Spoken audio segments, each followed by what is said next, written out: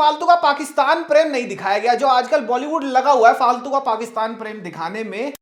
Hi guys, मैं हूं शांतनु और सिद्धार्थ मल्होत्रा भाई साहब शेरशाह की अपार सफलता के बाद एक बार फिर से देश की सेवा में हाजिर हो चुके हैं एज अ रॉ agent in this new film. But क्या ये पिक्चर वर्थ है देखना, क्या आप इस पे टाइम स्पेंड करो, ये वर्थ रहेगा या नहीं, इसी के बारे में बात करेंगे आज ऑनेस्टली से।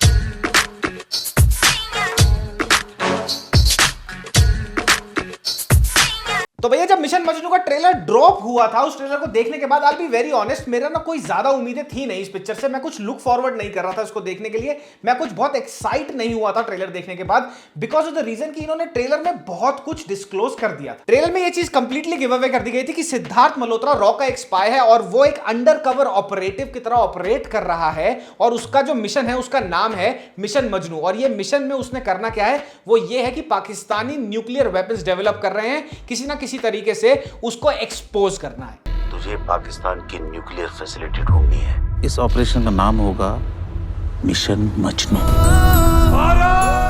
नाउ ऑल दो पिक्चर का ट्रेलर रिवीलिंग था, लेकिन ये पिक्चर देखने के बाद मुझे एक चीज काफी स्ट्रांगली रियलाइज हुई कि जिस सब्जेक्ट मैटर से ये पिक्चर डील करती है, जिस टॉपिक पे ये पिक्चर बनी है, वो टॉपिक या तो बहुत सारे लोगों को आज भी नहीं मालूम, या तो जिनको मालूम है शायद वो भुला चुके होंगे। अब अगर जनरली देखा जाए तो काफी लार्ज स्केल पे लोगों को ये बात पता है कि हिरोशिमा नागासाकी की न्यूक्लियर बॉम्बिंग के बाद यूएस रशिया के बीच में एक एरा आया था कोल्ड वॉर का, और इसका जो मेन टॉपिक ऑफ डिस्कशन था दोनों कंट्रीज के बीच में जो खिंचाव था वो था एक दूसरे को वन अप करना न्यूक्लियर वेपनरी पे, किसके पास कितना न्यूक्लियर वेपन्स है। तो इसी चक्कर के अंदर स्पाइज एम्बेड हुए थे, इंटेलिजेंस शेयर हुआ करती थी, बहुत लंबा टाइम चला था एक एस्पियोनाज और स्पाई एंगल का, और इसी टॉपिक पे बतेरी पिक्चरें भी बनी है। बट आज भी काफी लोगों को इस बात के बारे में ज्यादा मालूम नहीं है कि एक ऐसा ही सिमिलर कोल्ड वॉर हुआ था based on the nuclear capabilities of both the countries between India and Pakistan during the 70s, और दिस एग्जैक्ट टॉपिक को दिखाया गया है मिशन मजनू में। पाकिस्तान इलीगली न्यूक्लियर बॉम्ब बना रहा है, हमें उनकी न्यूक्लियर फैसिलिटी को ढूंढकर उसे न्यूट्रलाइज करना होगा,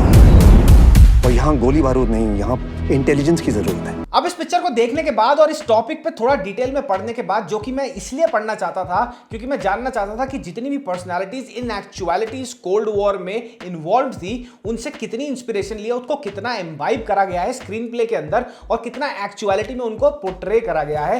तो भैया मैं ये सब कुछ करने के बाद, पिक्चर देखने के बाद यही बोलूंगा वेरी ऑनेस्टली कि मुझे एक बहुत ऑनेस्ट एफर्ट लगा इस पिक्चर में, which makes this film a very decently good one time watch. जहां पे एक तरफ A list actors like Ajay Devgan and Akshay Kumar, जिनकी फी चेक्स भी बहुत मोटे हैं और साथ ही साथ इनकी बजट भी अच्छे खासे होते हैं फिल्मों के, इन्होंने जो एक धंधा सा बना दिया था ना, हर दूसरी पेट्रियोटिक फिल्म को, बुज को देख लो, उसके बाद अक्षय कुमार भाई साहब को देख लो, हर जगह वो देशभक्त बन जाते हैं, तो वो फोर्सफुल लगने लगा था। Mission Majnu I think is a very honest effort at making a patriotic film.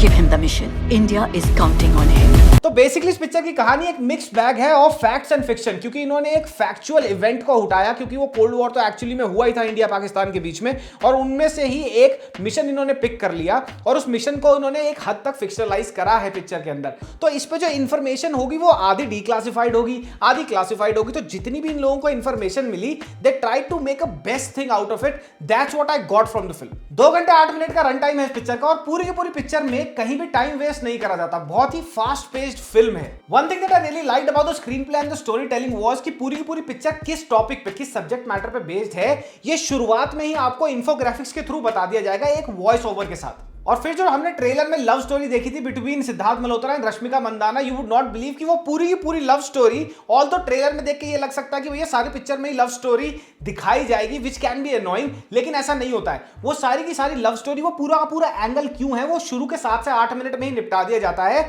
In between a song. मुझको हक है कि नजर भर के मैं तुम्हें देखूंगा, आखिर को मेरी जान, मैं शौहर हूं तुम्हारा। फिल्म में एक्चुअल इवेंट्स को इन प्लेस रखा गया है, एक्चुअल की फिगर्स को भी इन प्लेस ही रखा गया है। फॉर एग्जांपल इस मिशन को इनिशिएट करने वाले थे mister RN Kao, Rameshwar Nath Kao, who is also known as the father of Indian intelligence, और वो चीफ ऑफ रॉ थे फ्रॉम 1968 टू 1977। लेकिन मिशन इनिशिएट करने के बाद जब ये मिशन पाकिस्तान में Siddharth Malhotra character carry out कर रहा होता है, तो इंदिरा गांधी की सरकार ओवरथ्रो हो जाती है और मोरारजी देसाई की सरकार आ जाती है, और उसी दौरान RN काउ रिजाइन भी कर देते हैं। तो पिक्चर की जो फंडामेंटल क्रक्स है वो एक्चुअल और फैक्चुअल इवेंट से ही इंस्पायर्ड है, क्योंकि ये सारी चीजें असलियत में हुई थी। And have just the right man for the job. बढ़िया चीज फिल्म में एक और है कि फालतू का पाकिस्तान प्रेम नहीं दिखाया गया, जो आजकल बॉलीवुड लगा हुआ है फालतू का पाकिस्तान प्रेम दिखाने में। यहां पे जो एक्चुअल में हुआ था वैसे ही दिखाने की पूरी कोशिश करी गई है।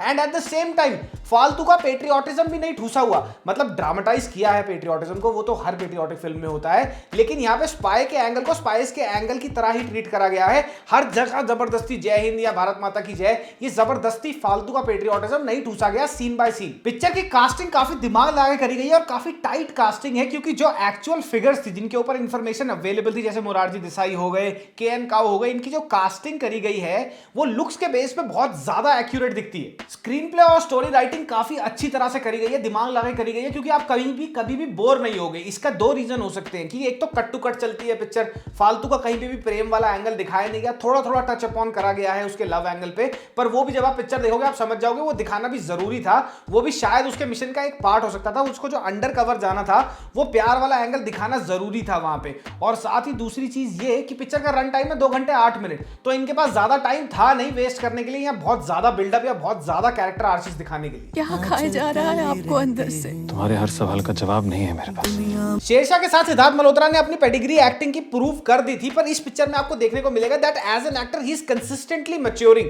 पूरी की पूरी पिक्चर उसने अपने शोल्डर पे कैरी कर ली और मुझे सरप्राइज था मैं कि यार कहीं पे भी मैं क्रिंज आउट नहीं हुआ उसकी एक्टिंग से। Amandeep Ajitpal Singh signing off. Supporting cast ने भी बहुत ही क्रेडिबल काम किया है फिल्म के अंदर, स्पेशली कुमुद मिश्रा एंड शारिब हाशमी, ये दोनों को काफी ज्यादा मिला है screen time along with Siddharth Malhotra, and both of them have proved that they are very fine actors.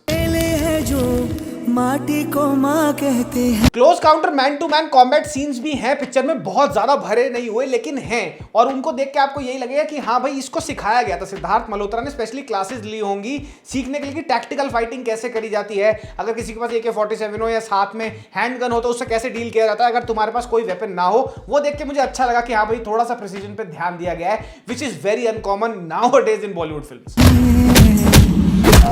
अब ये तो हो गई फिल्म के बारे में अच्छी बात है, कुछ ऐसी चीजें भी हैं फिल्म में जो आपको थोड़ा बहुत इरिटेट कर सकती हैं, क्योंकि they can come across as loop holes. पहली चीज मुझे ये लगी कि भैया कैरेक्टर्स को शायद और थोड़ा डेवलप करा जाना चाहिए था, और साथ ही साथ थोड़ा सा बैक स्टोरी भी देना चाहिए था हर कैरेक्टर का। पिक्चर में एक जगह ऑलमोस्ट पूरा मिशन कॉम्प्रोमाइज हो जाता है प्यार के चक्कर में, और वहां पे मुझे लगा यार एक भाई न्यूक्लियर वॉर हो सकता है, टोटल फॉल आउट हो सकता है दोनों कंट्रीज के बीच में, और यहाँ पे इसे प्यार की पड़ी है। वो चीज मुझे थोड़ी टिपिकल बॉलीवुडिश लगी। एक फाइटिंग सीन आता है बहुत ही इंपॉर्टेंट ट्रेन पे जो दोनों देशों के बीच में चलती है, अगर मैं ज्यादा बताऊंगा तो वो स्पॉइलर हो जाएगा, लेकिन वो जो सीन है ना वो देख के आपको बड़ा ही अटपटा टिपिकल बॉलीवुड स्टाइल एक्शन देखने को मिलेगा, जो मुझे लगा यार थोड़ा और रिफाइन करा जा सकता था।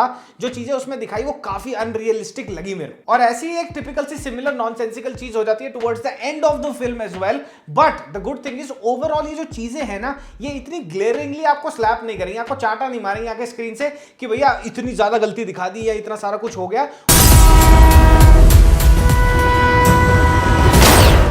प्रोडक्शन और सेट डिजाइन्स पे भी बहुत बढ़िया तरीके से दिमाग लड़ा के काम करा गया है। जितनी भी पाकिस्तान का सेटअप दिखाया है टुवर्ड्स द 70s कि भाई 70s में वहां पे कौन सी गाड़ियां चलती होंगी, इनफैक्ट वहां पे 2 व्हीलर कैसा यूज हो रहा है, स्कूटर का साइज क्या होगा, राइट, और जो गाड़ियां चलती होंगी वहां पे उस टाइम अमेरिकन गाड़ियां बहुत चलती थी, इंपोर्ट बहुत हुआ करती थी, शेवीज, जितने भी अपर एशेलॉन के लोग थे, जितने भी जनरल्स हुआ करते, ब्रिगेडियर्स हुआ तो कैसे चलाते थे, यूनिफॉर्म्स का कैसे ध्यान दिया गया है, नंबर प्लेट भी क्या क्या है वो भी बहुत जबरदस्त तरीके से चीजों पर ध्यान दिया गया है। साथ ही साथ जो बिल्डिंग्स, गवर्नमेंट बिल्डिंग्स दिखाई गई हैं पाकिस्तान की, वो भी एक्चुअल लोकेशंस हैं, कोई भी सीजीआई पे डिपेंडेंस नहीं थी ज्यादा, which is one of the best things that I liked about this film कि 20-25 करोड़ जो इन्होंने लगाए हैं पिक्चर पे, वो इन्होंने स्क्रीन प्ले और एक्चुअल जगहों को सिलेक्ट करके वहां पे शूट करने में लगाए हैं। सीजीआई का सिर्फ एक शॉट आता है, वो भी जो तुमने ट्रेलर में देखा है फाइटर जेट उड़ रहे होते हैं, वो इतना छोटा है that it does not make, वो कोई कॉन्सिक्वेंशियल है ही नहीं पूरी की पूरी पिक्चर में। न्यूट्रलाइज करना होगा।